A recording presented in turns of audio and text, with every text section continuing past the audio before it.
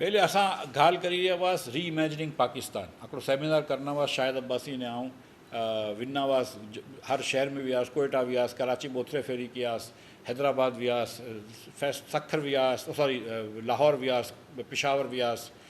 तो रीइमेजिनिंग पाकिस्तान के बाद असां सोची रहे कि पाकिस्तान के अंदर रिफॉर्म की ज़रूरत है, पाकिस्तान के अंदर इस्लाहत की ज़रूरत है, पाकिस्तान के अंदर बेहतरी लाने के लिए बहुत बेसिक इस्लाहत करनी पड़ेंगी।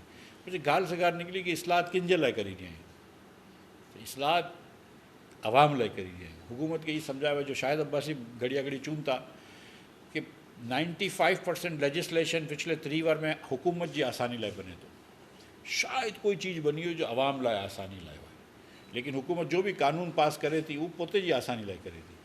तो ये असां ॻाल्हि करी रहिया आहियूं कि अवाम के मथे गिनी अचणो आहे कि जॾहिं સુધી अवाम अॻियां नहीं वधे पाकिस्तान अॻियां न वधी सघंदो। ये सोच आहे न, ये ग़लति आहे कि पाकिस्तान अमीर थींदो त माण्हू अमीर थी वेंदा, ई न ई हलंदो।